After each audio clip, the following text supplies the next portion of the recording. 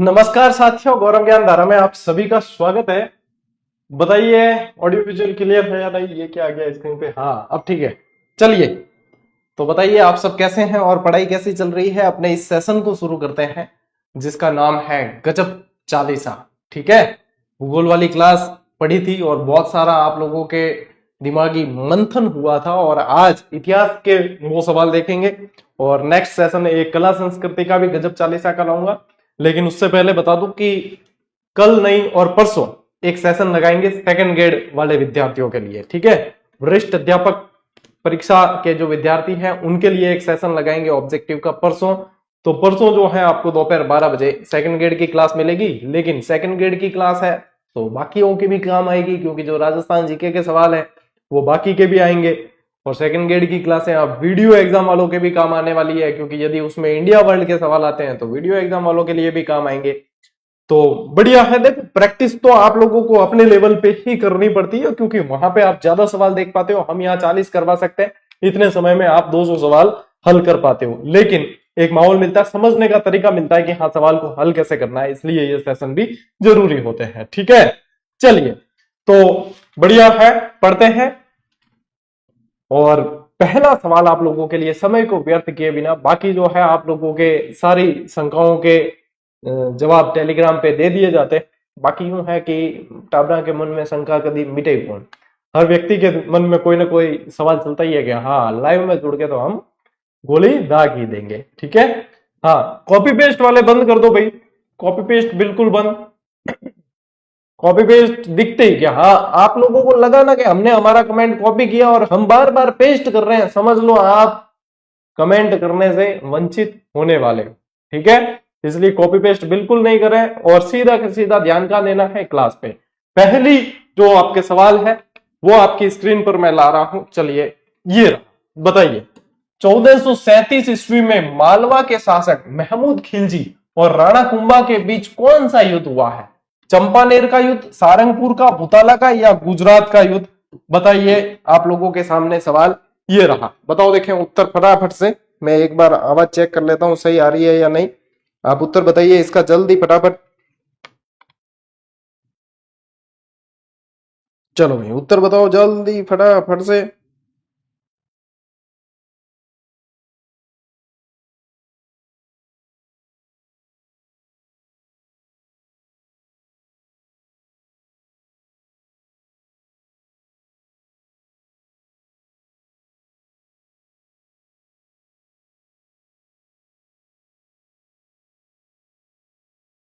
हाँ बताइए। देखो, सारंगपुर का युद्ध है, यानी कि सारंगपुर के युद्ध के बाद में आप लोगों को पता है तो किस इमारत का निर्माण किया गया था? तो विजय स्तंभ का निर्माण हुआ था।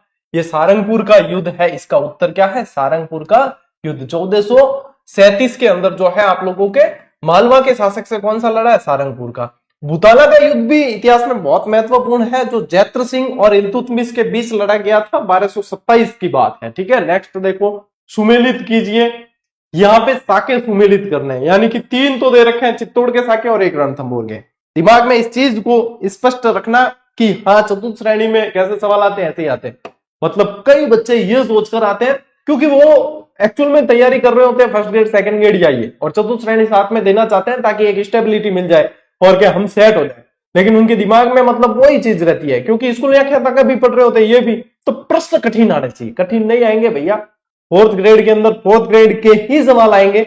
आप चाहे कितने ही मतलब इधर उधर की पता नहीं कौन आपको पट्टी पढ़ा दे और बताए कि नहीं ऐसे नहीं वो आएगा ये आएगा, तो देखो परीक्षा का जो लेवल है, हम तो इतने मतलब अनुभव ले चुके, परीक्षा का जो लेवल है वो तो वही रहना है। आप लोगों को फोर्थ ग्रेड की मतलब परीक्षा दिला के कोई भी जो है अधिकारी नहीं बढ़ाने वाला है, ये शाश्वत सत्य बातें हैं, तो समझ जाया करो। देखो ये ऐसे सवाल आते हैं आप लोगों के, और ऐसे सवाल जो गलत करके आते हैं वो सीधा बाहर है, और ओवर कॉन्फिडेंस वाले ही गलत करते हैं। इस चीज को बाहर निकाल देना। बार बार बताता हूं, उसके बाद में जैसे पशु परिचर वाले विद्यार्थी पछताते, बहुत बताया था मैंने, लेकिन ध्यान नहीं देते, फिर बाद में क्या गुरुजी यूं हुआ। देखो चित्तौड़ का प्रथम साका कब हुआ था? सबसे पहले देखो कौन सा हुआ था? 1301 में कौन सा हुआ था? रणथंभौर का। 1301 में कौन सा था? रणथंभौर। फिर चित्तौड़ का प्रथम साका कब था? 1303 के अंदर। चित्तौड़ का दूसरा साका 1534। चित्तौड़ का तीसरा साका 1567 के अंदर। तो बस मिलाइए आप इसको। देखो ए का क्या हो रहा है, ए का हो रहा है चौथा, तो ए का यहाँ पे 2 जगह दे रखा है। फिर दूसरा शाखा जो है बी का उत्तर क्या हो रहा है अपने पहला, तो बी का उत्तर पहला, और ये 2 और 3, ठीक है, इसका 2 और ये 3, ये सही है। तो उत्तर कौन सा सही आ रहा है आप लोगों के? बी सही आ रहा है। कौन सा आ रहा है? बी सही आ रहा है, ठीक है। हाँ ठीक है, चलिए नेक्स्ट देखो, निम्न में से किसे अकबर ने 1578 ईस्वी में कुंभलगढ़ पर अधिकार करने के लिए भेजा? ये प्रश्न और भी तरीके से आता है, ये और भी तरीके से आता है। कैसे आता है देखो, ये प्रश्न ऐसे आता है कि यहां पे कुंभलगढ़ के ऊपर जो है, कुंभलगढ़ पर सिर्फ एक बार अधिकार हुआ है। कुंभलगढ़ इतिहास में सिर्फ एक बार जीता गया, इतिहास में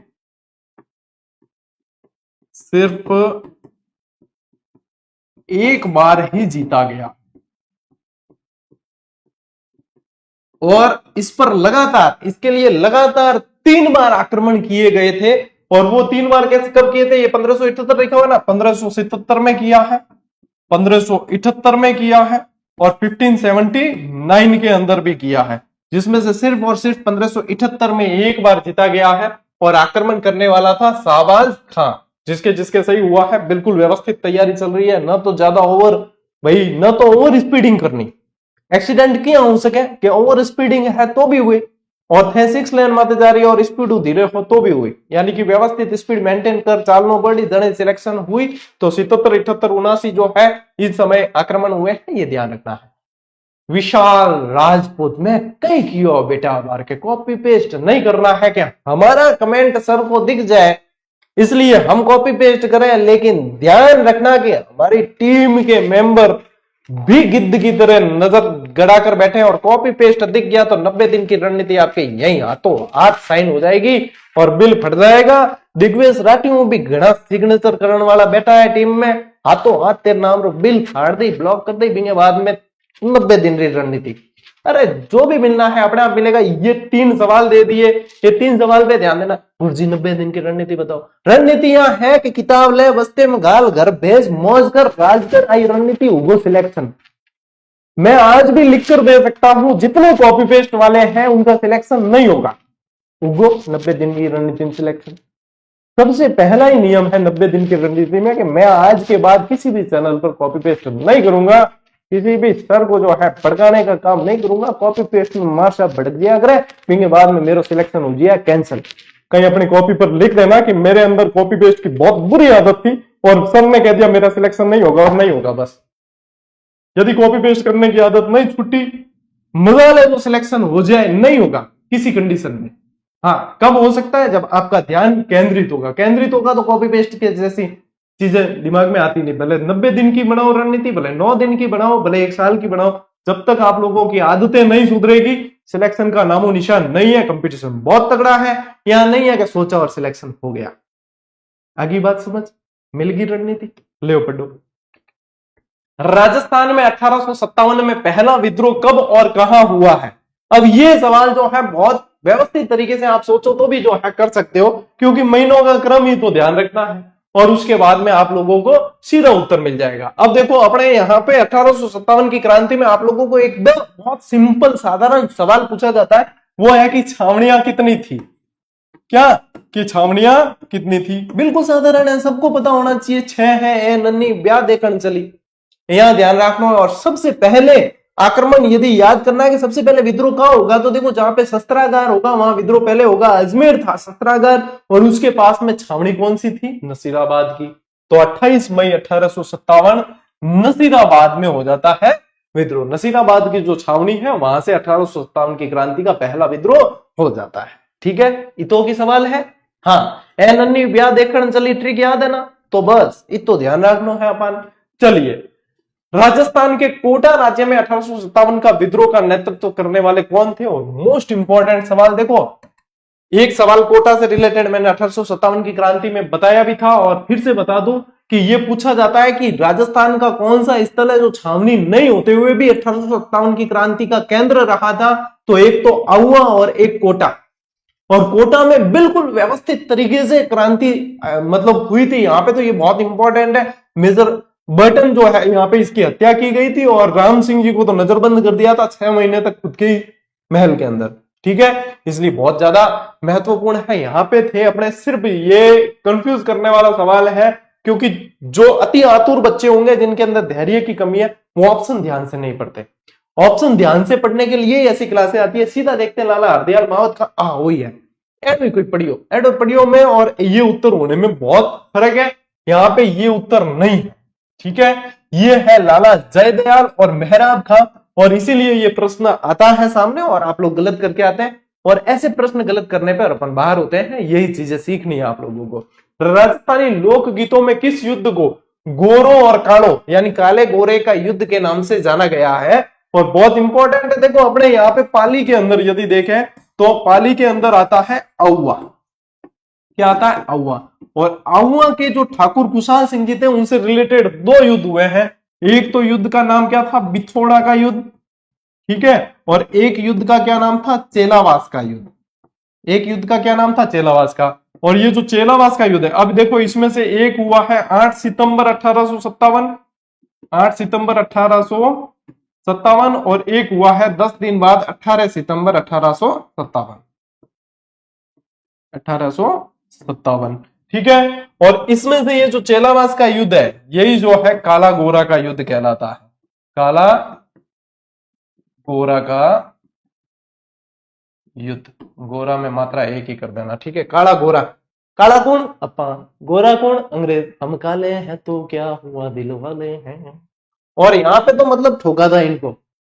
आउवा के ठाकुर कुशाल सिंह जी और क्रांतिकारियों ने बहुत जबरदस्त तरीके से इन दोनों युद्धों में उन्हें पराजित किया था, फिर होम्स आया था, ठीक है। ये है यहाँ की गणित। तो यहाँ पे बताओ कौन था? यहाँ पे आप देखो, यहाँ पे ये ध्यान रखना है कि बिथोड़ा का जो युद्ध है ना, यहाँ पे कैप्टन हीथकोट और ये थे, और ठाकुर कुशाल सिंह और मॉकमेसन के बीच में ये युद्ध हुआ था। कौन सा?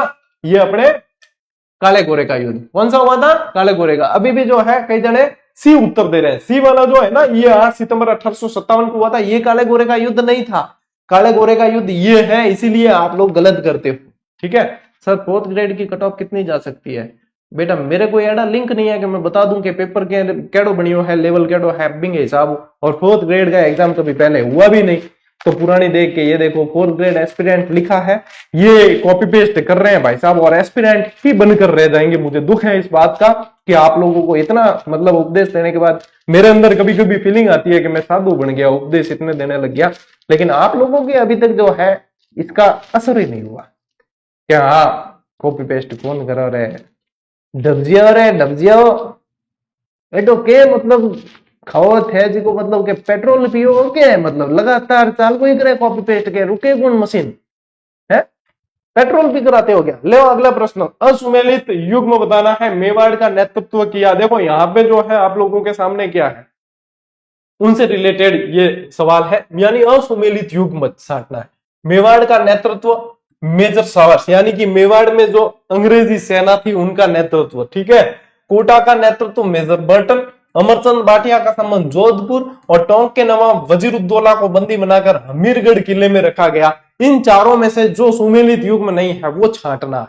तो उसमें से जो है आप लोगों के अमरचंद भाटिया वाला है, क्योंकि अमरचंद भाटिया का संबंध कहां से था? या तो पूछे तो बीकानेर ध्यान रखना है, या पूछे तो ग्वालियर ध्यान रखना है, क्योंकि ग्वालियर के ये खजांची थे, और इन्हें क्या कहा जाता है? 1857 की क्रांति का भामाशाह, भामाशाह कहा जाता है, ठीक है। झांसी की रानी लक्ष्मीबाई और तात्या टोपे को इन्होंने आर्थिक सहायता उपलब्ध करवाई थी, ठीक है। चलिए नेक्स्ट देखो, और ये देखो इनके साथ में आप लोगों को बढ़िया चीजें और भी मिलती है कि नवाब वजीरुद्दौला को बंदी बनाकर हमीरगढ़ किले में रखा गया था, इसे भी ध्यान रखना है, ठीक है। नेक्स्ट देखो, आंदोलन के दौरान 21 अगस्त 1942 को गिरफ्तार किया वे थे कौन? ठीक है, राजस्थान के व्यक्तित्व में से यह सवाल है, राजस्थान के जो राजनीतिक जन जागरूकता है उसमें से यह सवाल है। तो आप लोगों को बताइए कि इसका उत्तर क्या होगा कि यहाँ पे 21 अगस्त 1942 को गिरफ्तार किया, उनमें से कौन सा जो है शामिल नहीं था? देखो कैसे ध्यान रखोगे, ध्यान रखने का तरीका है, ओके नया तरीका आया हो रहा है आज बोर्ड में, अपडेट हुआ है। तो इसमें ध्यान रखना है कि देखो बाकी के जो है ना एक ही जगह से गिरफ्तार हुए हैं, वो है आप लोग यदि ये ध्यान रखो उदयपुर मेवाड़ से जो है गिरफ्तार हुए हैं, वो सारे इसी डेट पे हुए। और एक अलग है इनके अंदर, वो कौन है? चिरंजी लाल मिश्र। इनका संबंध कहां से था? जयपुर प्रजामंडल के पुनर्गठन से संबंधित इनका जिक्र है। याद आया? तो यहाँ पे देखो, माणिक्यलाल वर्मा ये हुए थे गिरफ्तार, बलवंत सिंह मेहता हुए थे और मोहनलाल सुखाड़िया होते। एबीडी है कि नहीं उत्तर? एबीडी विलियर्स, एबीडी कहते हैं, एबीडी विलियर्स। बैटिंग बहुत जबरदस्त करता था। ठीक है, हाँ, तो ये उत्तर है। ऐसे प्रश्न देखो बीच बीच में आप लोगों के बढ़िया यूनिक भी आते हैं कि हाँ वास्तव में सर ये नहीं पढ़ा हुआ था, ये ध्यान में नहीं आता है, वो ऐसी क्लासेज में आ जाता है। जून 1941 में अलवर राज्य प्रजामंडल द्वारा आयोजित जागीर माफी प्रजा सम्मेलन राजगढ़ का उद्घाटन किसने किया था? लगाओ तुक्का, क्योंकि 90% बच्चे जो लाइव जुड़े हुए हैं उनमें से 90% तुक्का लगाएंगे, 10% ने पढ़ा होगा, क्योंकि या तो आप लोगों ने 7300 पढ़ी है तो ध्यान दिया है, कई जनों के पास में पुस्तक है लेकिन पढ़ते नहीं ढंग से, और या फिर टेस्ट सीरीज में आप लोगों ने मिलाया है तो पता होगा। ठीक है, बताओ, तो तुक्का भी लगाना है तो लगाओ, देखा एक बार प्रयास करो, फिर मैं बताता हूं कि इसका उत्तर आपके क्या है। हाँ, अब देखो आने लगे, भांति भांति के उत्तर आने लगे जब पता चल गया क्या।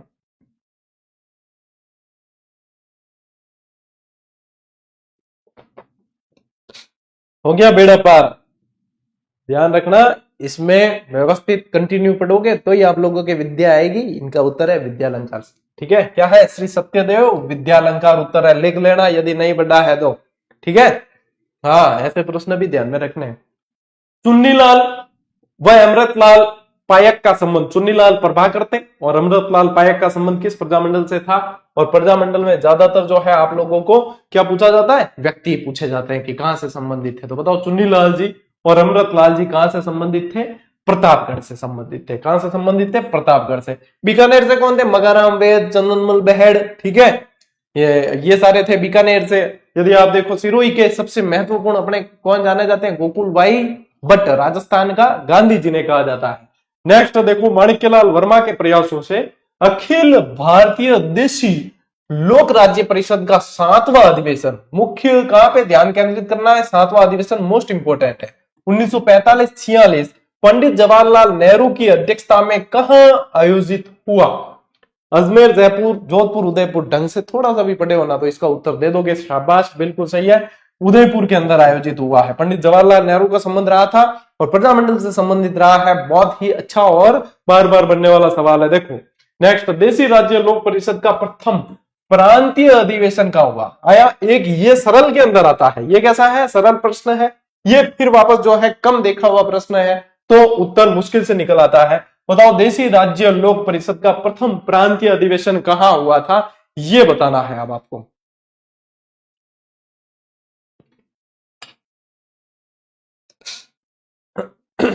एक हिंट दे दूं, यदि किसी ने पढ़ा हो, नहीं पढ़ा होगा मेरे हिसाब से, अमृतलाल सेठ ने इस अधिवेशन की अध्यक्षता की थी। क्या ध्यान रखोगे? अमृतलाल सेठ ने इस अधिवेशन की अध्यक्षता की थी। और यदि और ध्यान रखना है तो ये 1928 में हुआ था। अब बताओ, देखिए ये तो हो गई इसकी व्याख्या। अब ये जो है आप लोगों को जो है ध्यान रखना है, अजमेर के अंदर हुआ है। कहां हुआ है? अजमेर। शाबाश, अजमेर जिन्होंने बताया है। क्यों तो नहीं है कि आजकल क्या है, ये एआई गूगल वगैरह बहुत फास्ट चलते हैं, बच्चों का दिमाग जो है इस तरफ ज्यादा क्या, हाँ फटाफट देख देख देख देख, पटा के आ गया, दे दिया। वो मत करना, वो करोगे तो आप खुद का ही नुकसान करोगे। यहाँ पे गलत हो जाए कोई बात नहीं, लेकिन ये चालाकी मत अपनाना कि हाँ ये गूगल देकर बता दा, वहां पे गूगल नहीं काम आएगा। ठीक है, नेक्स्ट देखो, जैसलमेर में जन जागृति लाने वाले जो अपने मेन क्रांतिकारी कौन थे? ये फिर वापस सरल सवाल है। तो यहां है अपने सागरमल गोपा।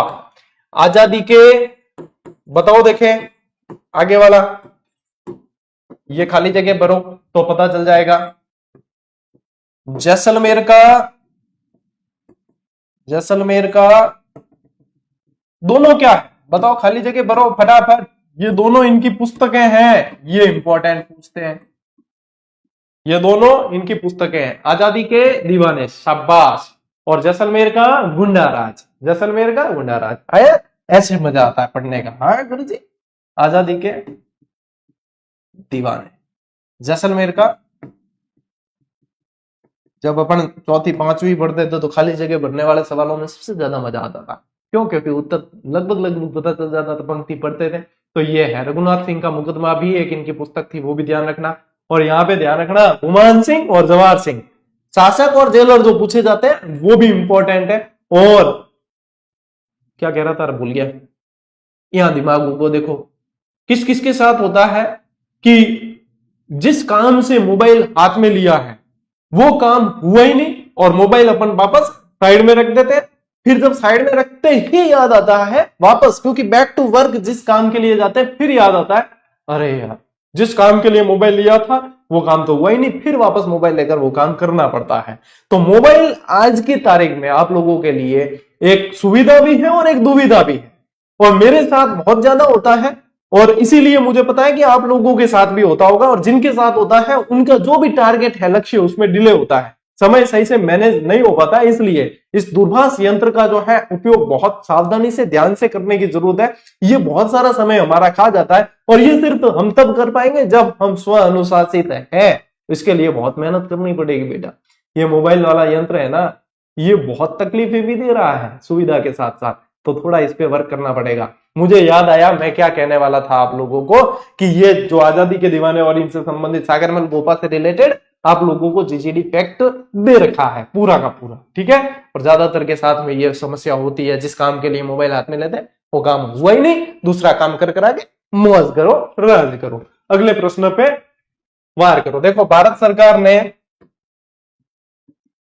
5 जनवरी 1949 को सिरोही का प्रशासन किस सरकार को सौंपा? मैंने आप लोगों को एक प्रश्न पहले खाली जगह बता दी, यहाँ पे अब खाली जगह पूछी गई है। बताइए किसको सौंपा था?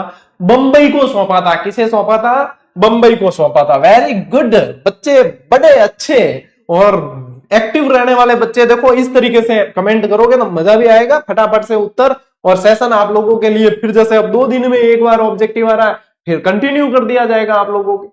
पढ़ने वाले चाहिए, यदि आप पढ़ना चाहोगे तो ये अपन अभ्यास में, मतलब ऑब्जेक्टिव के सेशन में 2-5 हजार सवाल देख लेंगे, ठीक है। नेक्स्ट देखो, किस समिति की सिफारिशों के आधार पर शेष बचा हुआ भूभाग किसका? राजस्थान का जो शेष बचा हुआ भूभाग था उसमें से देखो अजमेर, आबू आदि राजस्थान में मिलाया गया। बहुत शानदार प्रश्न है। ये एकीकरण के 7वें चरण में मिलाया था, यानी कि ये कौन से चरण से रिलेटेड है? ये 7वें चरण से रिलेटेड है बेटा, ठीक है। एकीकरण कितने चरणों में हुआ? 7 चरणों में। 8 वर्ष 7 माह 14 दिन के अंदर पूरा हुआ है, ठीक है। और एकीकरण तो आप लोगों को मैंने मुख जबानी करवा दिया है। यदि अभी भी किसी को याद नहीं है और नहीं देखी क्लास, तो एकीकरण की, प्रजामंडल की देख लेना क्लासें। जो कठिन टॉपिक आप मानते हो सरल हो जाएगा। इसका उत्तर है शंकर रामदेव समिति। कौन कह रही है? सी थोड़ी है, कौन कहती है उत्तर? इसका उत्तर है, ये सत्यनारायण समिति के भी उत्तर दे रहे हो, कई जने भी दे रहे हो।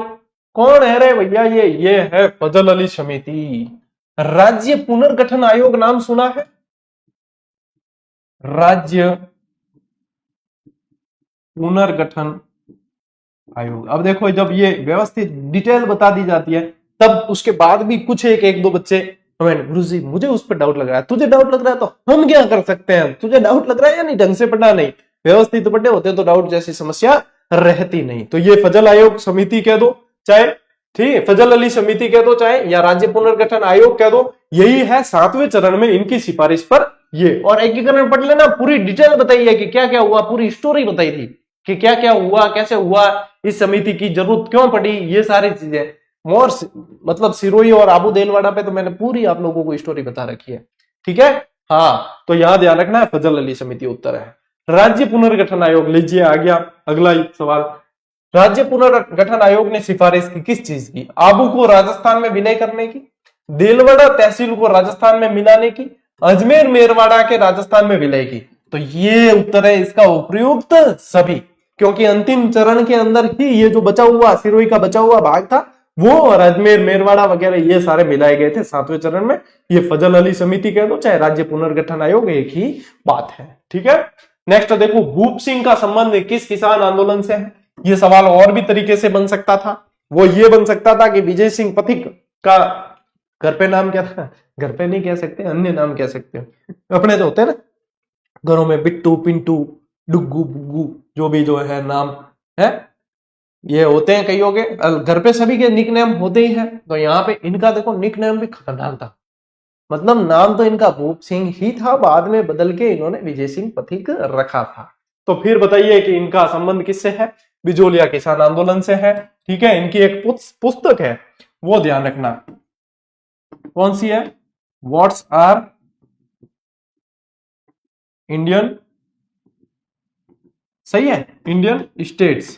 ठीक है, ये है इनकी पुस्तक। कठावली बुलंदशहर के अंदर इनका जन्म हुआ था। व्हाट्स आर इंडियन स्टेट्स नाम से इनकी पुस्तक है। ठीक है, चलिए नेक्स्ट देखो। बिजोलिया किसान आंदोलन के दौरान 1922 के समझौते के प्रति बिजोलिया जागीरदार का रवैया क्या था? गुरुजी एडा भी सवाल आ सके क्या? बिल्कुल टावर आ सके, और मैं हूं तो चिंता करनी नहीं है, रख विश्वास, तू है जीजीडी के पास। और ऐसे सवाल आएंगे तो वो भी मैं आप लोगों की नजरों में लाऊंगा, चिंता नहीं करनी है। तो पूर्ण रूप से स्वीकार किया, लागू करने को मना किया, महाराणा के विवेक पर छोड़ दिया, या ब्रिटिश सरकार को प्रेषित किया? तो देखो यहां क्या पूछा है, जागीरदारों का रवैया कैसा था? आंदोलन किसका था? किसानों का था। तो जागीरदार तो यही चाहते थे कि समझौता हो जाए। जागीरदार क्या चाहते थे? कि समझौता हो जाए। तो ये जो है लागू करने से मना, कौन कह रहा है? बी वाला उत्तर ज्यादातर कैसे दे रहे हो आप? विवेक कहां गया आप लोगों का? कहीं बाहर चला गया क्या घूमने? पूर्ण रूप से स्वीकार किया था उन्होंने तो 1922 में। क्या? हाँ, जागीरदारों की तरफ से पूछा है, किसानों की तरफ से नहीं पूछा है। किसानों की तरफ से पूछते तो आप कह सकते थे कि क्या बता के कुछ शर्तें जो है वो मानी नहीं गई। जागीरदार कह रहे थे कि ज्यों त्यों समाप्त कर दो रहे थे आंदोलन, मैं दाबगा। तो जागीरदार क्या कहता कि पूर्ण रूप से स्वीकार किया गया, इसी को कहते हैं मंथन। अब देखो सारे के सारे ए पर आ गए। क्यों? बी वाले कहां गए? जागीरदार के मतलब नहीं मान सके गए, क्या नहीं मानेंगे? अरे उन्होंने तो कहा था कि कर लो, अपने तो रेडी है मामला, बस ज्यों त्यों समाप्त करो थे। तो लागू करने से मना नहीं किया था, वो तो चाहते थे कि समझौता हो जाए अपने पूरी तरीके से। पूर्ण रूप से स्वीकार किया। सन 1903 में किसने अपने जागीर क्षेत्र में चवरी कर लगाया, जिसे प्रत्येक को अपनी पुत्री के विवाह के समय देना अपेक्षित था? अब मैंने आप लोगों को एक ट्रिक बताई थी, ऐसे कैपेसिटी के पूरी कैपेसिटी से टैक्स लगाया गया। अब के का मतलब क्या है? पूरी कैपेसिटी से टैक्स लगाया। के का मतलब कृष्ण सिंह, और पी का मतलब पृथ्वी सिंह। ठीक है, सी का मतलब है चवरीकर, और टी का मतलब है तलवार बंधाई। तलवार बंधाई कह दो, चाहे उत्तराधिकारी कर कह दो, एक ही बात है। तो ये लगाया है, ऐसे ध्यान रखना है, ऐसे सेक्शन बना देता है। कृष्ण सिंह ने लगाया है चवरी कर, और पृथ्वी सिंह ने लगाया है तलवार बंधाई कर। इस तरीके से लिखना है, इस तरीके से याद करना है आप लोगों के, बिल्कुल आसान। यहां पे क्या पूछा है कि अपने चवरी कर किसने लगाया? आ गया उत्तर, कृष्ण सिंह ने, बिना कंफ्यूजन के सीधा याद। ठीक है, चलिए नेक्स्ट। राज्य के किस किसान आंदोलन के संदर्भ में यह कहा जाता है कि इसका आगाज उत्साहपूर्ण था लेकिन अंत दर्दनाक? और ये इंपॉर्टेंट करना, क्योंकि ये क्या है, PYQs की श्रेणी में आता है, बना हुआ प्रश्न है। ठीक है, बना हुआ प्रश्न है। बताओ, बरड़ किसान आंदोलन, नीमूचाना, बिजोलिया या बेंगू? बिल्कुल आसान सवाल है और आसान ही उत्तर देना है इसका। हाँ देखो, मने वो बताओ, जे नीमूचाना वाला ऑप्शन देने वाला टबर है, मन वो बताओ थे कि इम कट लिखियोड़ो थे पढ़ियो कि नीमूचाना किसान आंदोलन बहुत उत्साह के साथ में शुरू किया गया था। बहुत मतलब बहुत उनके अंदर उत्साह था, उमंग थी, इसके साथ में शुरू किया गया। मन बताओ थे क्या ओ कट थे लिखियोड़ो पढ़ियो, कट पढ़ियो के लागे था नीमूचाना मतलब अंत दर्दनाक। तुम्हारे दिमाग में आया कि नीमूचाना में हत्याकांड हुआ था, अंत दर्दनाक? अपने उत्तर यही है। अरे टाबरो, इन वास्ते तो एसेसन लाना पड़े। इनको उत्तर है बिजोलिया किसान आंदोलन। क्या गुरुजी इनका अंत दर्दनाक क्या हुआ? क्या इसका अंत जो है वो दर्दनाक कैसे हुआ? तो दर्दनाक इसका अंत जो है सुखद भी नहीं था। क्या? हाँ, व्यवस्थित जरूर बढ़ते हो, सबसे लंबा सबसे व्यवस्थित ये, और बिल्कुल राजी खुशी थोड़ी आ। जो समझौते जो किए गए हैं वो पूरी तरीके से किसानों के हित में नहीं थे। ये अंत इसका दर्दनाक, और ये क्वोटेशन जो है इतिहास के अंदर लिखा मिलता है पूरी तरीके से। इसका आगाज बड़े उत्साहपूर्ण हुआ था, सबसे लंबा चला है 44 साल तक। ठीक है, और इसका जो है अंत दर्दनाक हुआ है। किसानों को इसमें कोई ज्यादा लाभ नहीं मिला है। सिर्फ ये मत देखो कि अंत दर्दनाक है तो नीमूचाना, यहाँ 1500 लोग मारे गए, नींबू चाणा ही है। वो नहीं है, गलत करके आ जाओगे, पीवाईक्यू से बना हुआ सवाल है, ध्यान रखना, ये क्वेश्चन पूछा जाता है। रूपा जी और कृपा जी धाकड़ का संबंध किससे है, बताओ किससे है, बेंगू किसान आंदोलन से, रूपा जी और कृपा जी धाकड़। महात्मा गांधी ने किस किसान आंदोलन को डायरिज्म डबल, मतलब डबल डायरिज्म कह सकते हो आप, या दूसरी डायरशाही नीति कह सकते हो, ये बिल्कुल आप लोगों के, अब आप लोगों के दिल की इच्छा पूरी होगी कि अपने उत्तर एक नींबू चाणा होना चाहिए। हाँ हो गया, ले नींबू चाणा, ठीक है। डबल डायरिज्म के नाम से इसे जाना गया, और डायरशाही कह सकते हो, दूसरी डायरशाही नीति आप कह सकते हो। और हाँ, इसका उत्तर है नींबू चाणा। नींबू चना मत कर देना, ठीक है। यानी कि मैं सर गुरुजी मैं ट्रेन में जाऊं जो मैं नींबू चना चना मसाला वाला शौकीन, हाँ नींबू चाणा है जो कोटपुतली बहरोड के अंदर है। अब कहां पड़ता है, कोटपुतली बहरोड के अंदर, ठीक है। अब की बार नींबू चाणा सही है, सुमेलित कीजिए, ठीक है। एक तरफ स्थान दे रखे हैं, एक तरफ इनके किसान आंदोलन के क्षेत्र हैं, एक तरफ इनके जिले दे रखे हैं। बताओ देखे, बिजोलिया कहां ले जाओगे, बिजोलिया को ले जाओगे आप सीधा भीलवाड़ा के अंदर। बेगू कहां ले जाओगे, बेगू ले जाओगे चित्तौड़गढ़ के अंदर। बरड कहां ले जाओगे, बूंदी का पथरीला क्षेत्र है बरड। नींबू चाणा कहां ले जाओगे, वैसे अलवर रियासत थी उस समय, अब कोटपुतली बहरोड जिला है। अब मिलान करो, उत्तर कौन सा आ रहा है बताओ देखें, आप लोग मिलाकर बताओ, इसमें से 1 2 3 4 उत्तर कौन सा आ रहा है। ए का हो रहा है कौन सा 4, ए का 4, 2 या 3 में से कौन सा उत्तर है बताओ, बी उत्तर हो रहा है। हाँ देखते हैं, बी का तीसरा यही है। चलो उत्तर अपने 2 नंबर ही है ना। हाँ मिलान आप कर लेना, मैंने बता दिया है। नेक्स्ट देखो, निम्न में से गलत कथन बताना है। खांडलाई आश्रम श्री शोभालाल गुप्ता, बागड़ सेवा मंदिर श्री भोगीलाल पांड्या, हरिजन आश्रम बाबा लक्ष्मण दास, और राजपुताना हरिजन सेवा राम नारायण चौधरी। इमो एक जी को है वो सामने ऑप्शन मिले कौन असंगत है, वो उत्तर छाटर बताना है, बताओ जल्दी क्या क्यों है। और बिल्कुल हाँ होरो सवाल है, बनियोड़ो है, ठीक है।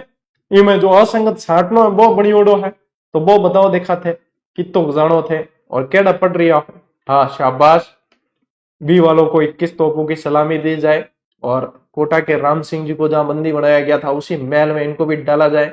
इनको नजरबंद रहकर पढ़ने की आवश्यकता है। अभी तक क्या बागड़ सेवा मंदिर में ये भोगीलाल पंड्या को गलत बता रहे हैं, करो नजरबंद, इनको पढ़े नहीं है ये अभी तक। हाँ बताओ,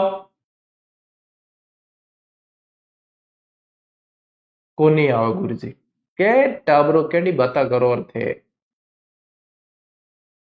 ए वाले सही है, ए वाले सही है, तुक्के मत मारो। डी 3 नंबर यही मर्जी पड़ा है, ठीक है, तुक्के नहीं मारने हैं। हाँ माणिक्यलाल वर्मा का संबंध था इससे, खांडलाई आश्रम, ठीक है। ये शोभालाल गुप्ता ने नहीं किया था, ये उत्तर है आप लोगों का नंबर 1। क्या करते हो रे तुम, ठीक है। ले नेक्स्ट देखो, पलसाना, कटराथल, गोधरा, कुदन, ये गांव किस किसान आंदोलन से संबंधित है। देखो हमने तो आप लोगों को पढ़ा दिया, हमने पुस्तकें भी दे दी, हमने टेस्ट सीरीज दे दी, लेकिन पढ़ना तो आप लोगों को है ना। अभी भी आप लोगों के इनमें से सवाल गलत हो रहे हैं, यानी कि आप अपनी तैयारी का आकलन कर सकते हो कि अभी आप किस जगह 25 लाख फॉर्म में ऐसे सिलेक्शन नहीं होगा जिनके उत्तर गलत हो रहे हैं। उठो जागो और दिन रात पढ़ो, तभी ये नौकरी अपने भाग्य में आएगी। नहीं तो बहुत जने हैं अभी रेस में, कब जगोगे बताओ। झुंझुनू, सीकर, बीकानेर या पाली, इन जो है इनका संबंध कहां से रहा है, शेखावाटी के हैं, लेकिन सीकर ध्यान में रखना है, कहां से, सीकर से रिलेटेड रहे हैं। नेक्स्ट देखो, चूनावत मांगे सेनानी सिर काट दे दियो छतरानी, निम्न में से किस महिला के संदर्भ में कहा है। ये सरल सवाल है, कम कम इनको उत्तर तो थे दे सको, बिल्कुल सरल है। इस सेशन का सबसे सरल सवाल यही है, ठीक है। हाँ हडी रानी सहल कंवर, किसने शीश काट के दिया था, हडी रानी सहल कंवर ने दिया था, और इससे सरल सवाल नहीं आ सकता इस सेशन के अंदर। नेक्स्ट देखो, निम्न में से वह महिला जिसने आभूषणों को त्याग कर खादी वस्त्र धारण किया था। बिजोलिया और बेंगू किसान आंदोलन में महिलाओं का नेतृत्व किया। हम थे कह सको गुरुजी एक सवाल लार सरल लार तुरंत, मतलब थे तगड़ो सवाल ले आओ, ये कॉम्बिनेशन करना पड़े, ठीक है। बताओ इसका उत्तर क्या है। निम्न में से वह महिला जिसने आभूषणों को त्याग कर खादी वस्त्र धारण किया। मेन लाइन ये है, खादी को बढ़ावा दिया है, ठीक है। और जो है बिजोली और बैंगू किसान आंदोलन में महिलाओं का नेतृत्व किया। कौन है बताओ? अंजना देवी, जानकी, नारायणी देवी या किशोरी देवी? तो किशोरी देवी तो निकाल देना, सीधा का सीधा शेखावाटी से संबंधित आएगा। यहाँ पे शाबाश, अंजना देवी चौधरी, राम नारायण चौधरी की मिसेज अंजना देवी चौधरी, यहाँ पे बिल्कुल सही उत्तर है, ध्यान रखना। अभी भी जो 2 नंबर बता रहे हैं ना, जानकी देवी बजाज के जो फैन है दब जाओ, अंजना देवी है पढ़ लो ढंग से, ठीक है। नेक्स्ट देखो, राजपूताना के इतिहास में किस महिला को रानी भटियाणी के नाम से जाना जाता है? अब रानी भटियाणी सा यानी ए थोड़ा का मतलब काम सही कौन करिया, भड़काऊ काम किया है इन्होंने, इन्हीं के मतलब इंटरफेयर से, इन्हीं के कर्मावती कौन कह रहा है? रानी भटियाणी पूछियो है, कर्मावती आडी रानी थी। थे मन लागे मने ही भुला दो और याद दो जी के मतलब वो बता यार। ऐसा है बेटा कि इनके इंटरफेयर के कारण ही महाराणा प्रताप को मिलने वाली गद्दी जो है वो जगवाल को राजकुमार बनाया गया था, और ये धीरबाई जी थी, उदय सिंह जी की प्रिय रानी थी, इनका प्रभाव बहुत ज्यादा था, तो इनका नाम क्या है? धीरबाई जी है। और मैं पढ़े जोड़ा सवाल है सारा का सारा, बिंगे बाद भी थे कोटा करो तो आपको भी नजरबंद किया जाएगा। विजय सिंह पथिक से संबंधित निम्न कथनों पर विचार कीजिए। रास बिहारी बोस के क्रांतिकारी दल से संबंधित थे, इन्होंने सेवा समिति की स्थापना की, इन्होंने सेवा समिति की, अरे ऑप्शन रिपीट होगा, चलिए कोई बात नहीं। साधु सीताराम दास के साथ मिलकर एक अखाड़ा स्थापित किया, उपयुक्त में से कोई नहीं। कौन से उत्तर सही है बताओ? ऑप्शन रिपीट हुआ है, उसका कोई प्रभाव इस पे नहीं पड़ेगा। इसका आप कह सकते हो ए बी सी डी चारों ही सही है, चारों ही सही है इसमें, ठीक है। नेक्स्ट देखो, मेरी मां रोती है तो रोने दो, मैं अपनी मां को हंसाने के लिए सैकड़ों माताओं को रुलाना नहीं चाहता, यह कथन निम्न में से किसका है? बहुत मोस्ट इंपॉर्टेंट कोटेशन है, पूछा जाता है। कौन था अंग्रेज अधिकारी? क्लीवलैंड, ठीक है। और कौन सी जेल में इन्होंने ये कोटेशन दिया था? कोटेशन कौन सी जेल में था? बरेली, बरेली जेल में इन्हें यातनाएं दी जा रही थी। किन्हें बताओ? बरेली जेल में जब यातनाएं दी जा रही थी तब इन्होंने ये संदेश भेजा था इनको, मतलब तोड़ने के लिए कि तेरी मां रोती है बता दे भाई, तो चला जा हम छोड़ देंगे, तो कि मेरी मां रोती है तो रोने दो, मैं मेरी मां को आंसू पहुंचने के लिए हजारों माओं को नहीं रुला सकता। प्रताप सिंह बारठ के जैसी वो शख्सियत थी। कौन थे? प्रताप सिंह बारठ। बारठ परिवार का पूरा योगदान बहुत रहा है अपने राजस्थान के इतिहास को स्वर्णिम बनाने के अंदर, जिसको भुला ही नहीं भुला जा सकता। जितना कहे इनके बारे में उतना कम है, ठीक है। नेक्स्ट देखो, 19 जून 1942 को राजस्थान का कौन सा स्वतंत्रता सेनानी जेल में भूख हड़ताल व यातनाओं के कारण शहीद हुआ? ये और भी पहले भी बताया मैंने, बाल मुकुंद बिस्सा। इनका संबंध किस प्रजामंडल से था? जोधपुर प्रजामंडल, जोधपुर प्रजामंडल से संबंधित थे। और इनका एक उपनाम है, इन्हें कहा जाता है राजस्थान का जतीन दास, ठीक है टाबरो। नेक्स्ट देखो, राजस्थान में स्वतंत्रता संग्राम के सेनानी नामक पुस्तक के लेखक, इनको उत्तर बताओ तो मैं थान जानो क्या हाथ है डंगू पड़ रही आपको। राजस्थान में स्वतंत्रता संग्राम के सेनानी नामक पुस्तक के लेखक कौन थे? कौन है बताओ, इसका उत्तर बताओ। 4th ग्रेड में परिवहन का टॉपिक नहीं कराया, इसके लिए मैंने कई बार आप लोगों को पोस्ट डाल के बताया। परिवहन और एक और टॉपिक है, दोनों बुक से पढ़ लो आप, मैं नहीं करवाऊंगा इसको, ठीक है। सुन लो वापस क्या, हाँ ये टॉपिक किताब में पढ़ना, अपन ऑब्जेक्टिव क्लासों पे आ गए। इसको परिवहन वाला मैंने वो आपको 4th ग्रेड में क्या मैंने जिस सिलेबस में था किसी में नहीं कराया, परिवहन मैं नहीं पढ़ा था। परिवहन पढ़ाता हूँ तो मेरे घूमने जाने की इच्छा हो जाती है, इसलिए मैं परिवहन पढ़ाता ही नहीं हूँ। मैं चला जाऊंगा, क्लासे कौन लेगा, इसलिए बुक से पढ़ लो, बस बात खत्म, ठीक है। हाँ, ग्रेड 3rd की पुस्तक का जो कह रहे हैं, कल तक इंतजार करो, आपको देते हैं बढ़िया सूचना सारी क्या है क्या नहीं है, कल तक इंतजार कर लो, थोड़ा सा देते हैं आपको बढ़िया सी। आज आप लोगों के लिए वीडियो की टेस्ट सीरीज लॉन्च कर दी है, और अब तक की सबसे सस्ती टेस्ट सीरीज है, 30-35 रुपए वाली टेस्ट सीरीज है, उसके अंदर दी गई है, तो जाकर जो है ज्वाइन करनी कर लो। 6 महीने की वैलिडिटी के साथ दी है, ताकि जो है आप लोगों को इस प्राइस में दे सके। आप वीडियो वाले एग्जाम के जितने अभ्यर्थी कर लो ज्वाइन, लगाओ तुक्का, इसमें लगाओ तुक्का, पूरे जोश के साथ तुक्का लगाओ, क्योंकि तुम जो है जोशी जी तो बताओगे नहीं, उत्तर है इसका सोमनेश जोशी। क्या उत्तर है? सोमनेश जोशी। इतनी टाइम में तो थे सर्च कर लियो हुई है ना गूगल में। मैं एक 15-20 सेकंड बात करी थी। जमनालाल बजाज को उदारतापूर्ण नीति के कारण ब्रिटिश सरकार ने कौन सी उपाधि दी? बताओ देखें। केसर हिंद, राय बहादुर, ठीक है, नायब हुड, या इनमें से कोई नहीं। इनको दी थी राय बहादुर की उपाधि, लेकिन इन्होंने वापस लौटा दी थी, इन्होंने ली नहीं थी, ठीक है, त्याग दी थी। महान कवि और साहसिक क्रांतिकारी केसरी सिंह बारट को 1914 में किस जेल में बंदी बनाकर रखा गया? हजारीबाग जेल, बरेली, या पूना, या बेलूर? बताओ कौन सी जेल में रखा था केसरी सिंह जी बारट को? इन्हें रखा गया था हजारीबाग जेल में। कहां रखा गया था? हजारीबाग जेल के अंदर इन्हें रखा गया था, ठीक है। हाँ, हजारीबाग सही है। नेक्स्ट देखो, 4th ग्रेड के ऑब्जेक्टिव लगभग कंप्लीट है, 2-5 दिन में दे देंगे आप लोगों को, धैर्य रखो। ये सारे प्रश्न नहीं, इसके अलावा भी बहुत सारे प्रश्न, हजारों प्रश्न है, तो सारे ये सारे प्रश्न तो अपने 7300 में आते ही आते हैं, तो सब शामिल है, चिंता मत करो। असुमेलित युग्म बताना। राजस्थान की राधा मीराबाई, वागड़ की मीरा गौरीबाई, भारत की मोनालिसा मुमताज बेगम, राजस्थान की मरु कोकिला गौरी देवी। देखो यहाँ पे राजस्थान की मोनालिसा नहीं पूछा है, ध्यान देना, ठीक है। राजस्थान की मोनालिसा नहीं पूछा है, ठीक है। राजस्थान की मोनालिसा आप लोग करोगे बड़ी खड़ी। अब बताओ, देखिए उत्तर क्या है। अब बताओ, इसमें से असुमेलित उत्तर बताना है। अब बताओ उत्तर क्या है।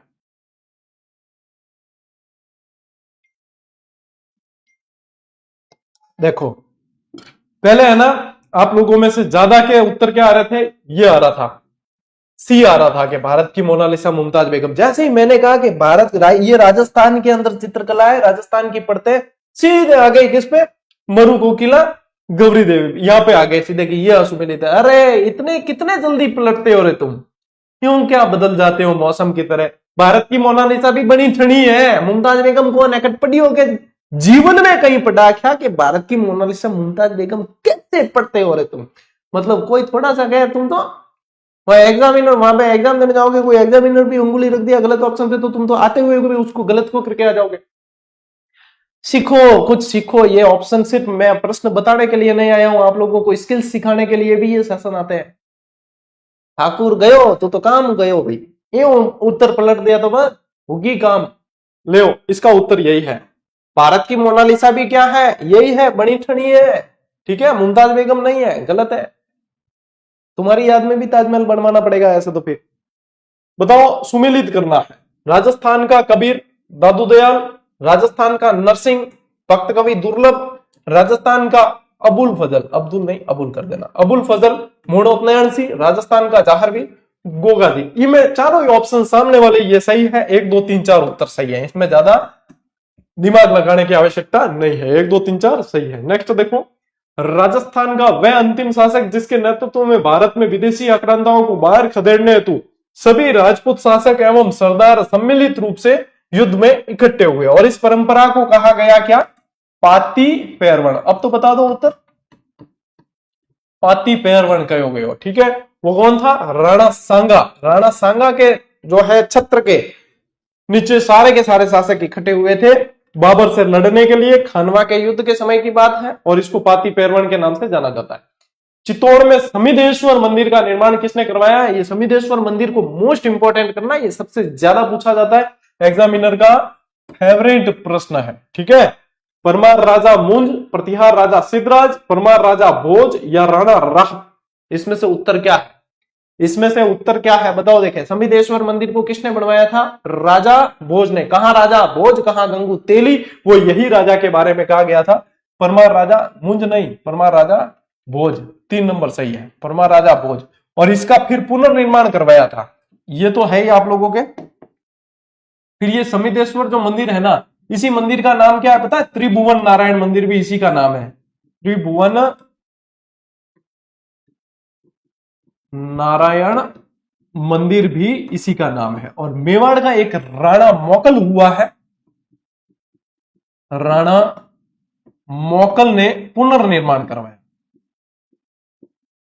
ठीक है, पुनर्निर्माण करवाया है, और इसलिए इसे जो है मोकल मंदिर के नाम से भी फिर जाना गया। मोकल मंदिर भी इसे ही कहा जाता है। तो 3 नाम याद रखने, मोकल मंदिर, त्रिभुवन नारायण मंदिर, समिधेश्वर मंदिर। सभी एक ही मंदिर के नाम है और इस तरीके से पूछा जाता है। नेक्स्ट देखो, गलत युग्म का चयन। अरे बेटा ऑप्शन तो देख, पीछे तो देखो, ऑप्शन तो देखो। देखो गलत युग्म का चयन करना है। गिंगोली का युद्ध, जयपुर नरेश जगत सिंह द्वितीय जोधपुर शासक मान सिंह राठौड़ के बीच। अब ढंग से पढ़े हुए हो तो आएगा, नहीं तो तुंगा का युद्ध, जयपुर नरेश सवाई जय सिंह और जोधपुर नरेश महाराजा विजय सिंह की संयुक्त सेना और मराठा महादजी सिंधिया के मध्य।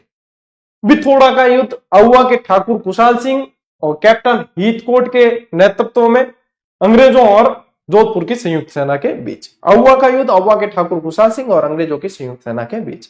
अब बताओ बेटा इसका उत्तर क्या है, मतलब असंगत कौन सा है, असंगत कौन सा है और क्यों है? कौन सा है बताओगे तो क्यों है भी बताना है।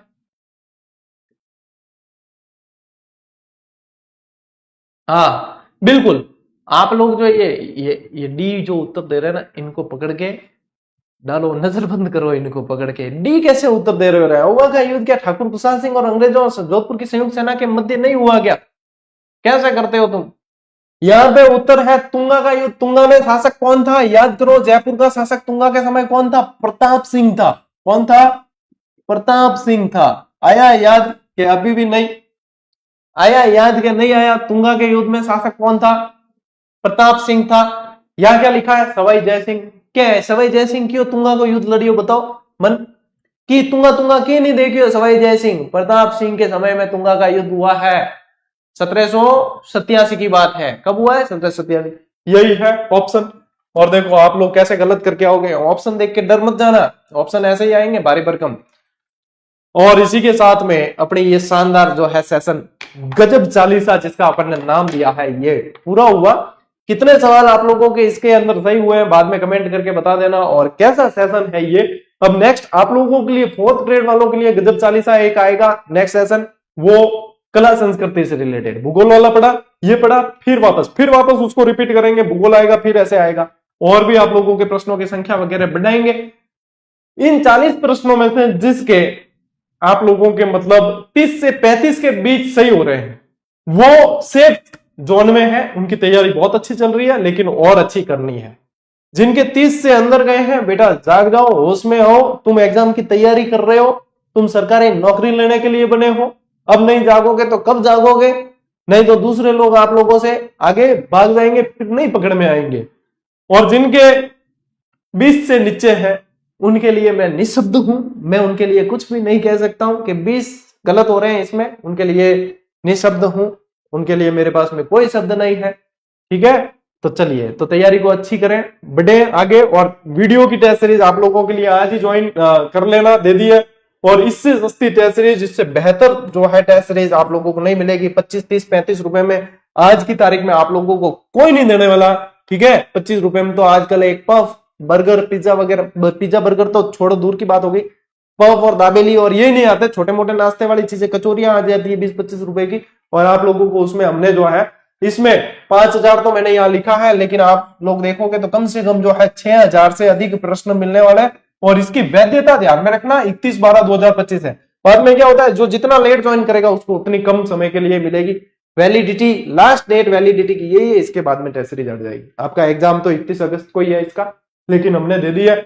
चतुर्थ श्रेणी वाले बच्चे, आप लोग कहते हो ना ये प्रश्न सर कहां से आ रहे हैं, सारे प्रश्न आप लोगों को इन टेस्ट सीरीज में मिलेंगे, इससे अलावा भी बहुत सारे हैं। इसमें तो होंगे लगभग आप चतुर्थ श्रेणी की टेस्ट सीरीज के अंदर आप देखोगे सवाल तो लगभग 8000 प्लस सवाल है इसके अंदर। कौन देता है बताओ आप लोगों को इस प्राइस में ये टेस्ट सीरीज? इसलिए कहते हैं अभ्यास करो। ये पटना मॉडल आप लोगों को इसीलिए नहीं बताया जाता, ये सिलेक्शन का आधार है। सोल्ड आउट हो जाए बाद में मत कहना गुरुजी हम रह गए, मौका है कर लो। ऐसे ही सारे जो है सब्जेक्ट की दे रखी, सेकंड ग्रेड, फर्स्ट ग्रेड, सबको ज्वाइन करो, बढ़िया प्रैक्टिस करो सेल्फ अपने लेवल पे। फिर सेशन आते हैं, अपनी तैयारी को जांचो, आगे बढ़ो, यही सिलेक्शन का आधार है। ठीक है, चलिए अपन मिलते हैं साथियों अगले सेशन में, अगली क्लास के अंदर। तब तक के लिए राम राम, जय हिंद।